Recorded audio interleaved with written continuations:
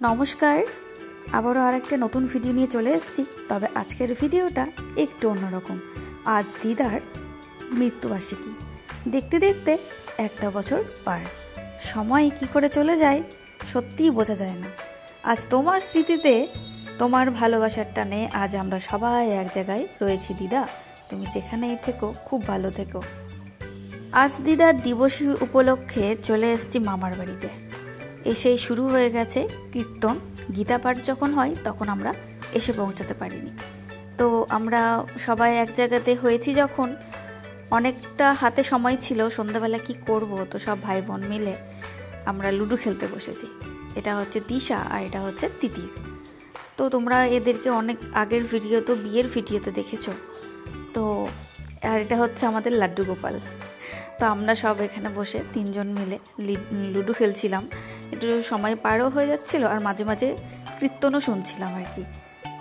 আর অনেক দিন পর সবার সাথে দেখা হলে যা হয় আর কি।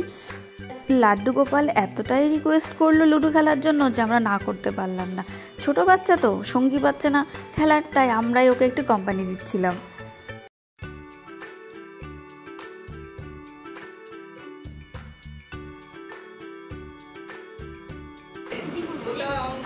দেখো গাইস, সবাই এখানে কত ব্যস্ত লুডো খেলতে। ওইদিকে কীর্তন হচ্ছে আর এখানে এরা লুডো খেলছে গাইস।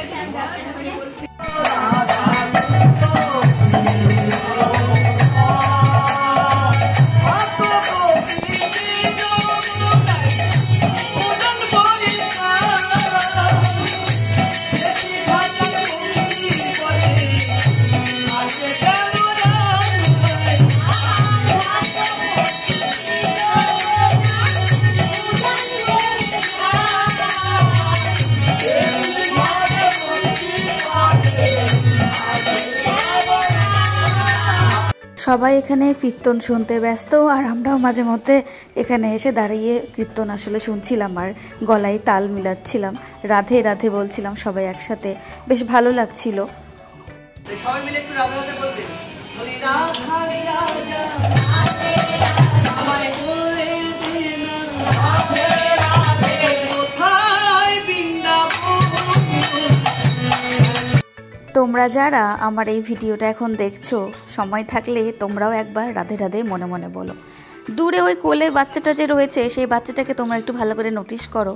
সে কীভাবে এই মানে কীর্তনটা উপভোগ করছে, আমি সত্যি ভিডিও না করে থাকতে পারিনি।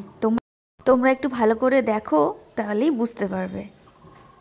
যেন মন দিয়ে কীর্তনটা শুনছে, আনন্দ পাচ্ছে ভেতর থেকে।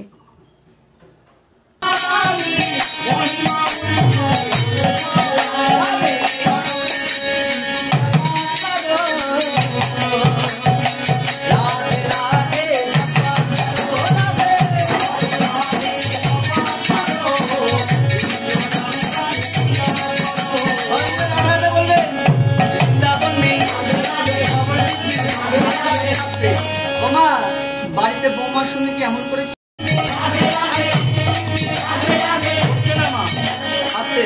যেন আমি চলে যাই, পাড়ার লোক যেন বলে বাড়িতে কোন কীর্তনিয়া কীর্তন করছিল। তো সবাই মিলে বৃন্দাবন মেয়ে। এইদিকে আমাদের মোটামুটি কীর্তন শেষের দিকে। আর সব থেকে মজার ঘটনা কি ঘটেছে, কীর্তন শেষে ছোট মাসি আর তিতির গেছে ফ্ল্যাটে। আর ফ্ল্যাট থেকে মেশো আর ভাই কখন এই বাড়ি চলে এসছে, কেউ কাউকে ফোনও করেনি।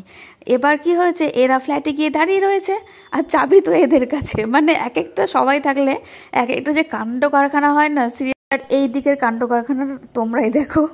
তোকে আমি যেটা বললাম বুঝলি, লাস্ট অপশন তো ওটাই। প্যান্ট ছোট, জামা ছোট, গেঞ্জি ছোট, লুঙ্গি আর ধুতি কোনদিন ছোট হবে না। পড়লে ওটা গায়ে লুঙ্গি গেঞ্জি আর বড় বড় সামনে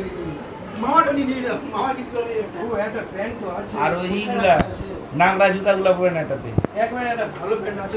বেচারা ভাই আমাদের এত ব্যস্ত থাকার পর সন্ধ্যাবেলা সে জামা কাপড় খুঁজে পাচ্ছে না। কি করুন দশা, একবার মুখটা দেখো।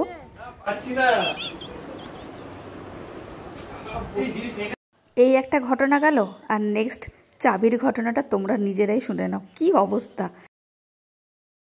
দাদা কি হয়েছে একবার তোরা ফোন করবি না? ও বলবে যে তুই যে বেরালা তুমি ফোন করবা না? 8টা বাজছে, আমি কি ওখানে বসে থাকবো? মালদা যে জ্যাম, দাদা একবার বলবেন, রিপিট করবেন, আমি ভিডিওতে দেব। হ্যাঁ, আর ওরা মা বেটি গেছে দাঁড়িয়ে আছে, কপি খাচ্ছে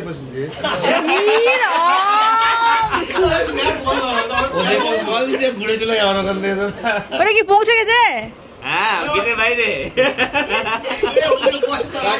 বাবা, কপি খাচ্ছে গেলে বললো বাবা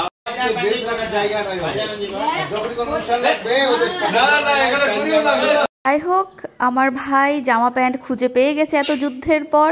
আর আমি ভিডিওটা বড় করছি না, আশা করি তোমাদের সকলের খুব ভালো লেগেছে ভিডিওটা। তো আজকের ভিডিওটা দিদার নামেই ছিল, তো এখানে শেষ করছি। সবাই ভালো থেকো, সুস্থ থেকো, আর অবশ্যই পাশে থেকো। টাটা।